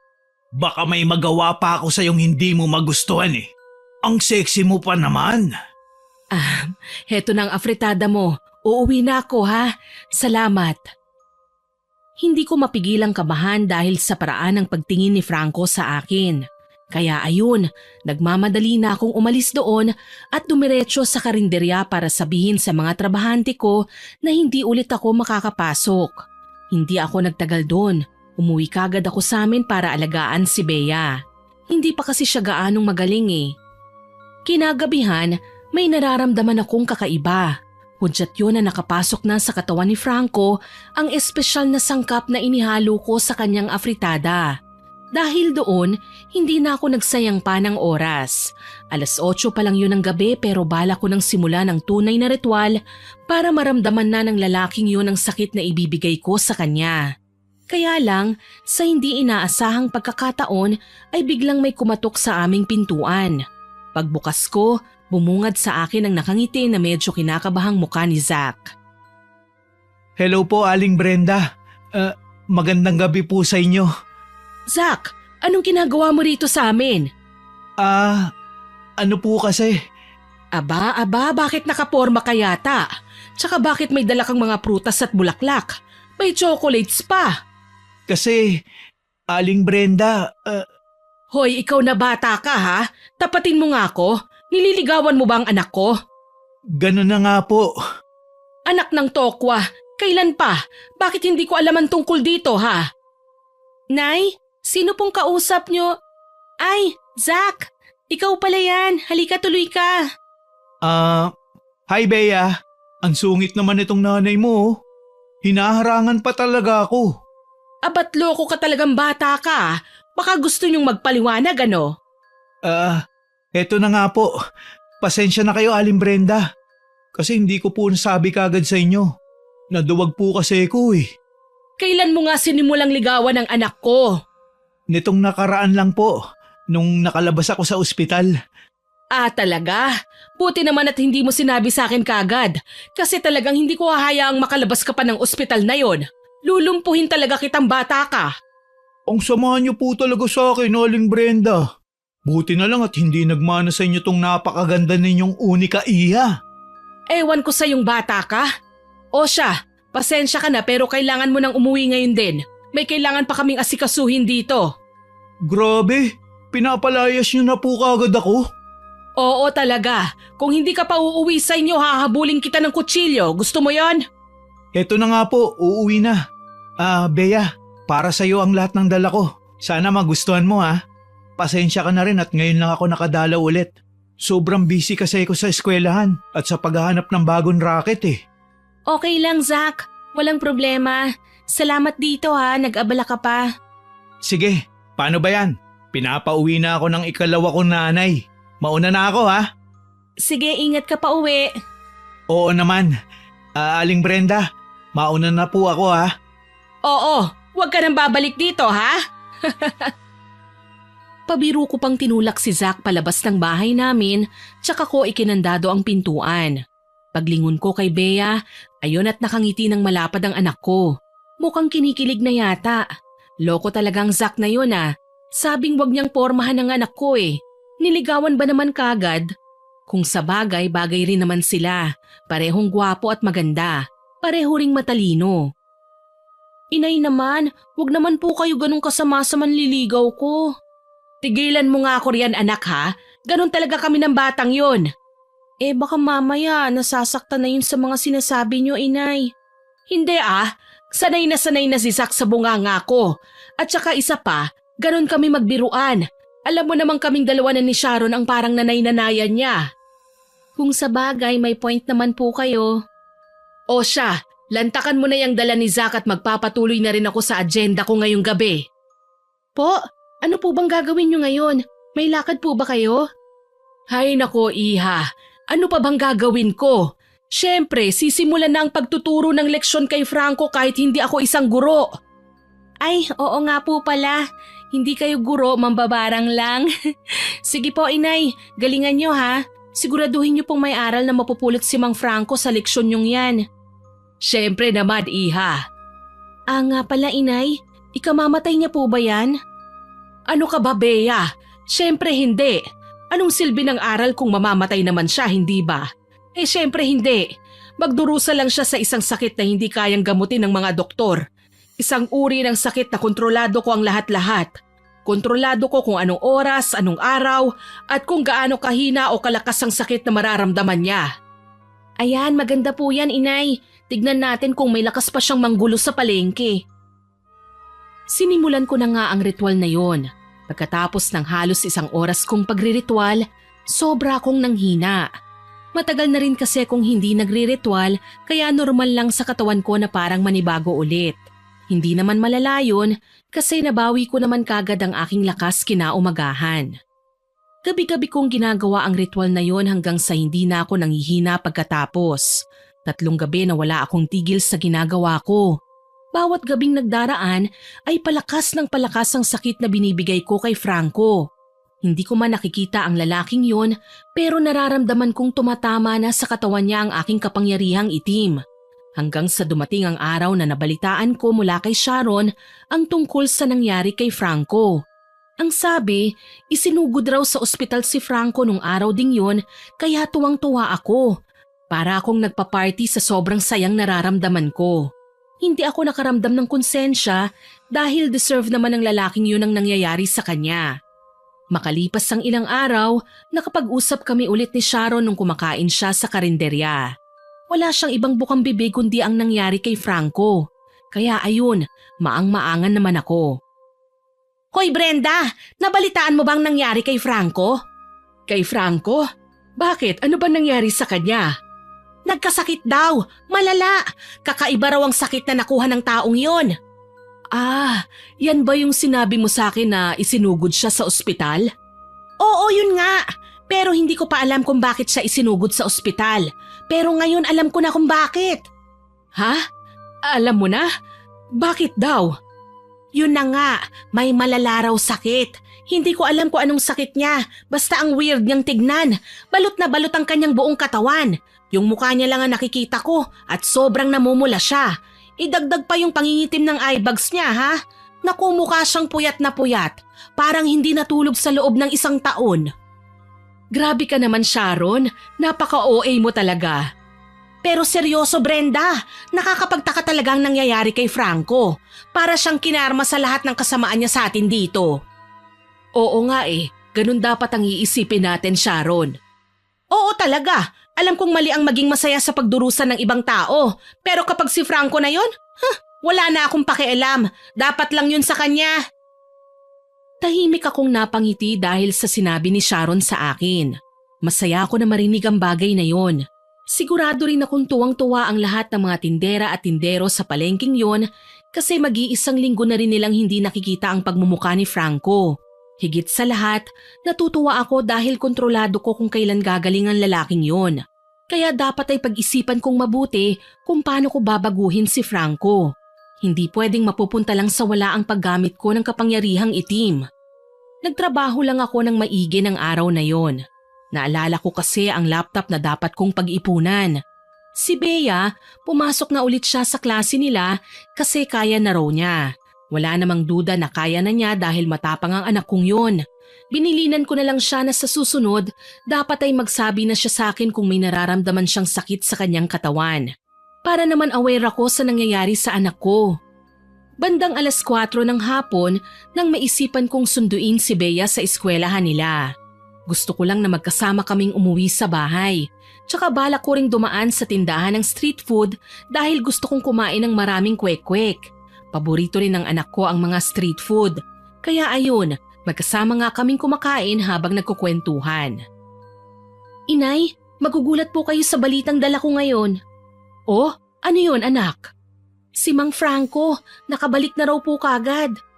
Ha? Anong sabi mo? Nung sinuri raw ng mga doktor ang katawan niya, wala naman daw po silang nakitang problema. Kaya ayun, pinauwi na po siya at niresetahan na lang ng ilang gamot. Aba, magandang balita yan, iha. Sinabi niyo pa. Pero kanino mo naman narinig yan? Sa mga classmate ko po, may ilan din naman sa kanila ang nakakakilala kay Mang Franco eh. Mga anak din sila ng tindera at tindero sa palengke, kaya galit din sila sa lalaking yun. Ayan, buti nga sa kanya anak. Talagang hindi siya mapapagaling ng mga doktor. Mauubusan na lang siya ng perang pambili ng gamot, hindi pa rin siya gagaling. Oo nga po eh. Pero hanggang kailan niyo po siya balak pahirapan, inay? Hanggang sa matuto siya sa lahat ng pagkakamali niya, iha. Ayos po yan, pero alalahanin niyo lang po sana na hindi po kayo pwedeng kumitil ng buhay ah. Huwag niyo pong sasobrahan, inay ah. Oo naman anak. Ano ka ba? Alam ko kung anong ginagawa ko, kaya huwag kang mag-alala riyan. Sabay kaming napangiti ni Bea. Pagkatapos naming lantakan ng street food na binili ko, umuwi na nga kami kaagad. Natapos ang araw na yon na magaan ang pakiramdam ko. Para akong nanalo sa loto. Kinagabihan nun, may balak akong gawin pagkatapos ng gabihang ritual ko sa pambabarang. Hinintay ko munang makatulog ng mahimbing si Bea bago ko isinagawa ang binabalak ko. Nung himbing na sa pagtulog ang anak ko, tsaka ako kumilos.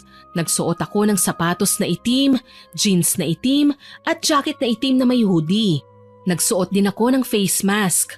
Mukha akong tulisan sa suot kong yun pero mas okay na kesa makilala pa ako.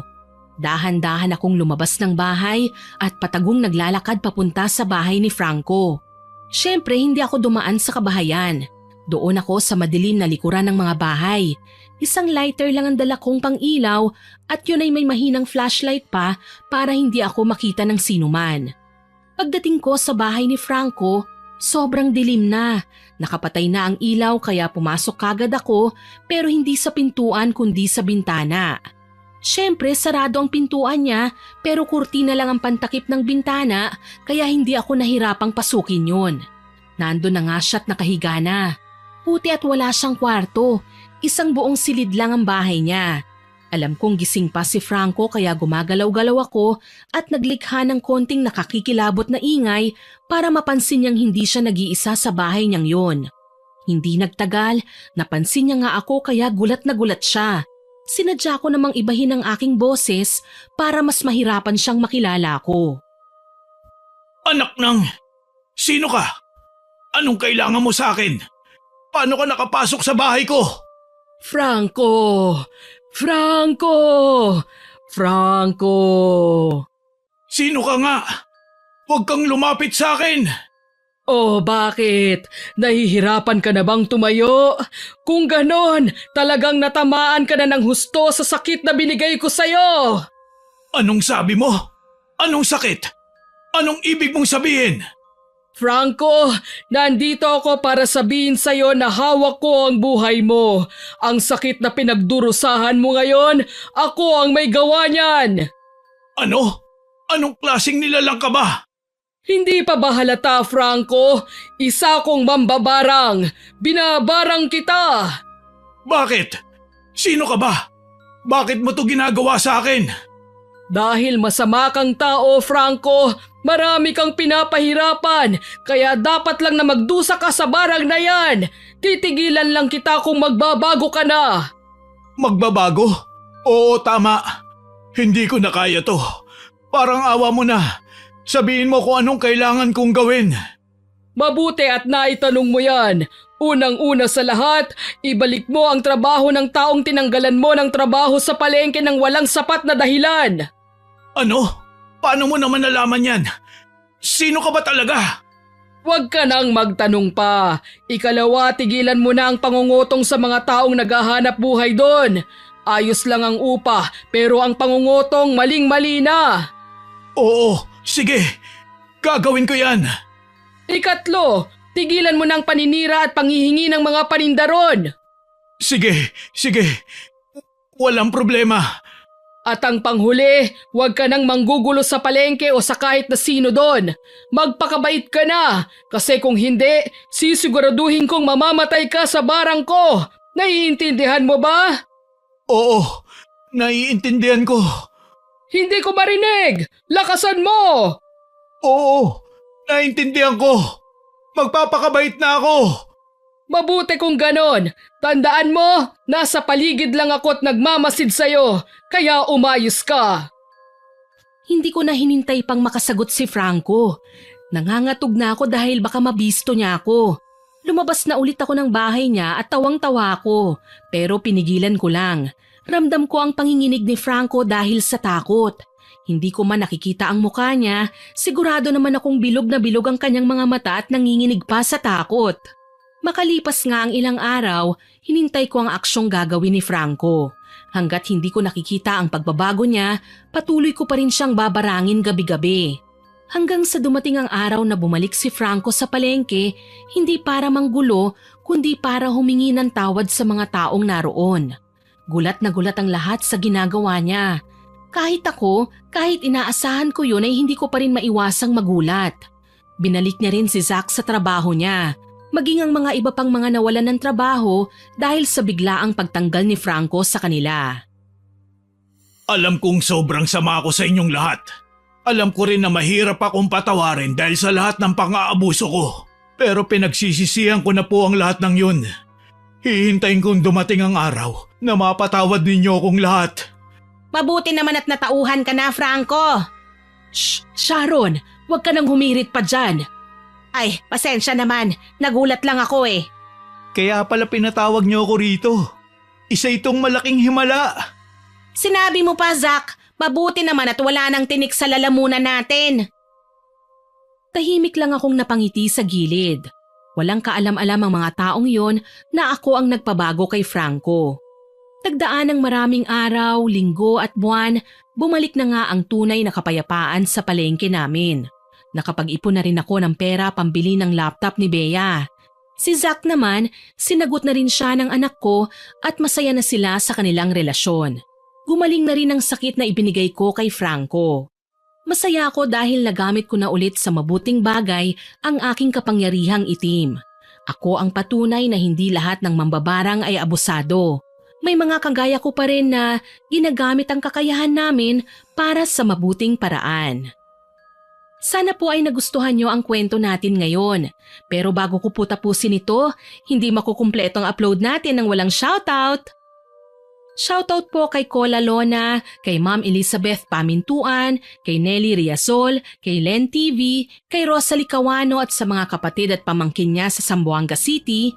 Shoutout din po kay Josephine De Peñosa, kay Casper Eggboy at sa asawa niyang si Utoy at sa Cavan at Eggboy family. Hello po sa inyo dyan. Hello din po kina Chubby Lomentigar sa Santa Ana, Manila, Joanna Ibanez, Lea Lomentigar, May Ann Infante at kay Jessa Moso. Shoutout din po kay Kiyumi from Oman, kay Alex from Dubai, kay Aaron John Fernandez at sa asawa niya na palagi raw pong nakikinig. Hello po sa inyo. Hello din po kay Laline May at kay Margaret, happy listening po sa inyo. Hello din po kay Hadigya Matalam, kay Manili Arevalo, kay Lynn Caones, kay Ermi Aldaya. Shoutout din po kay Belen Baladay, kay Angel Ann Agramon, kay Queenie Bakiran, kay Carmi Kayabyab na nagsabing favorite niya raw po ang channel na ito. Salamat po ma'am. Hello din po kay Lena Lopez Echano at sa Echano family, kay Jonalyn Barameda, kay Zane Axel Ranada, kay Supladang Pasaway, kay Marco Nanyes at sa mga taga-Amira Handicrafts. Hello po and happy listening po sa inyo dyan. Shoutout din po kay Ray Chris Jr., kay Richelle Adapon, kay Lito Masilang from USA, kay Jen Gamo, kay Marco Mejia Enriquez na nag-comment po sa Dalagang Inggitera upload. Ang sabi po niya ang galing daw ng acting ng mga nagsiganap. May feelings. Salamat po sa papuri, sir. Hello din po sa Safari Costume Collectibles, kay Marites Manabat, kay Lisel Agari, kay Rodalyn Clotario, kay Joan Roa at kay Maria Teresa Magkalas. Maraming salamat po sa lahat ng nakinig ng kwento nating ito. Abangan po ninyo ang mga susunod pa nating stories ha, at huwag kalimutang mag-subscribe, like, share and comment sa upload natin. Para rin po mabilis nyong makita kung may bagong upload tayo, i-hit nyo lang po ang notification button para lagi po kayong updated sa bagong upload natin. Kaya aasahan ko pa rin po ang inyong suporta. Muli, ako po si Miss Winnie na buong pusong nagpapasalamat sa inyong pakikinig. Ako po si Miss Winnie at ito ang ating kwento. Magandang araw. Tawagin nyo na lang po ako sa pangalang Terry. 42 years old na ako sa kasalukuyan. Ang kwentong ibabahagi ko ay nangyari noong taong 2000. 17 lang ako ng mga panahong yun. Bali hindi ko personal na karanasan ang ikukwento ko, kundi kay Ate Emma na kapitbahay namin at ni Kuya Jemuel na kanyang boyfriend. Aminado po ako na isa ako sa mga tinatawag na marites, pero ang inaakala kong pangit na ugali kong ito ang magliligtas pala sa babaeng itinuring ko ng kapatid. Simple lang po ang buhay ni na Ate Emma. Umaasa sila sa kakarampot na sahod na nakukuha ni Kuya Jemuel sa pagiging kargador. Kagaya niya, hindi rin nakapagtapos ng pag-aaral si Jemuel. Ang totoo niyan, madalas silang nachichismis sa aming lugar na maagang nagkarelasyon. Gayunpaman, para sa akin ay nakakahanga ang ginagawa nila. Daig pa nila ang mag-asawa sa pagtutulungan na maghanap buhay. Hindi naman tutol sa kanilang pagmamahala ng kanilang mga magulang. Total maabilidad si Kuya Jemuel at masipag. Ako naman malapit na kaibigan ko si Ate Emma. Kahit matanda siya sa akin ng 3 taon, palagi ko siyang nakakausap. Lalo na kapag maglalakad ako papunta ng eskwelahan. Nakakasabay ko siya. Maglalako naman ng pang-snacks ng mga estudyante at pumipwesto siya sa labas ng aming paaralan. Magandang umaga, ate. Aba, ang dami mo pong dalang kakanin ngayon ah. Oo nga marami akong naluto kaninang madaling araw. Mabuti na lang nariyan si Jemuel para tulungan ako magsalang ng biko at kutsinta. Kung gayon, pabili na lang ako ate. Mamaya pagdating mo sa eskwelahan, pagkakaguluhan na yung paninda mo, mauubusan pa ako. Ipagtitiran naman kita Alam kong paborito mo ang kakanin na luto ko. Kabisado mo po talaga ang gusto ko, no? Oo naman. Isa pa, pareho naman ang hilig niyo ni Kuya Jemuel mo Gusto niya rin ng biko at kutsinta. Ate, kung patuloy lang po ang pagsisikap niyong yan, naku sigurado mabilis kayong aasenso. Sana nga, Terry. Alam mo na, marami pa kaming gastusin sa kanikanyang pamilya. Napag-usapan na nga namin ang kasal Kaso lang baka hindi pa matuloy. Alam mo naman na magastos ngayon ang magpatali sa isang tao. Maraming kailangan bigyan at bayaran. Maraming papeles ang ilalakad. Kapag ikakasal na kayo ni Kuya, kami naman ni Nanay ang sasagot sa pagkain nyo. Kahit simple na lang na selebrasyon, ayos na yun. Sigurado ka? Mahal ang bilihin ngayon. Ate, may ipon naman ako at hindi ako papayag na hindi makaambag sa pag-iisang dibdib nyo ni Kuya. Ang bait mo naman, Terry. Siyempre ate, wala akong kapatid Wala akong kaibigan maliban lang sa'yo. Ikaw lang naman ang napagsasabihan ko ng mga problema ko Tsaka nung kailanganin ko ng mag-aayos ng buhok ko para sa Reyna Elena, ikaw ang tumulong sa akin. Hindi naman natin masasabi na kaya nating harapin ang buhay ng tayo lang. Kakailanganin natin ng tulong ng iba. Kaya wag mo nang isipin ang mga bagay-bagay. Basta kung kailangan mo ng tulong, narito lang naman ako. At kung kailangan din kita, syempre lalapit ako sa'yo. Nakakatuwa siguro kung magkakaanak na kayo ni Kuya. Para na rin akong may pamangkin kahit nag-iisang anak lang ako. Anak kagad? Aba, sobrang aga pa nun ha. Alam mo naman na mahal ang mga bilihin ngayon. Alam mo po ate, mas mainam na yung praktikal. Kapag pinagsama ng sahod nyo ni Kuya, paniguradong makakaipon kayo. Kasi hindi na siya mamamasahe. Makakatipid kayo sa iilang personal na gastusin, kagaya ng sabon, shampoo, toothpaste at pagkain kasi pagsasaluhan nyo na yon. Tama ka dyan. Teka lang, bakit kabisado mo ng mga bagay na yan ha? Huwag mong sabihin sa aking may boyfriend ka na. Uy, wala ah. Si nanay po kasi. Palagi akong pinangangaralan ng tungkol sa pakikipagrelasyon. Kung kailan dapat na magsakripisyo. Kung kailan dapat sumuko lalo na kung hindi na talaga kaya. Nakakainggit ka. Ako kasi kahit nariyan lang naman ang mga magulang ko, hindi ko magawang itanong sa kanilang mga bagay na yan. Kahit hindi naman sila tutol sa relasyon namin ni Jemuel, ayoko pa rin silang bigyan ng alalahanin. Gusto ko hindi na nila ako kailangang problemahin, na mahal ko sila. Alam mo po ate, ayos lang yan. Hindi talaga may iwasan na mas unahin natin ang kapakanan ng pamilya natin. Ang mahalaga, nagkakaintindihan kayo ni Kuya Jemuel. Naku, magiging mabuting ehemplo kayo ng mga kabataang maagang nagsisipag-asawa. Ay nako Terry, wag mong papangaraping makapag-asawa ng maaga. Kahit kasintahan ko na si Jemuel, sabihin na nga lang nating kasal na lang ang kulang sa amin, ay hindi ko pa rin magagawang sabihin sa'yo na gayahin mo ang buhay ko. Mahirap dahil kailangan mong mag-mature kahit hindi pa tama. Madalas talaga akong pangaralan ni Ate Emma. Kahit na halos pagtsismisan na sila ng ilang mga tao sa aming bayan, may mangilan-ngilan naman na hinahangaan ang kanyang kabaitan at kasipagan sa pagtitinda. Madiskarte si Ate Emma. Yun nga lang, kinulang siya ng puhunan, kaya palagi pa ring nasasaid ang kanyang kita na kailangang hatiin sa kanya.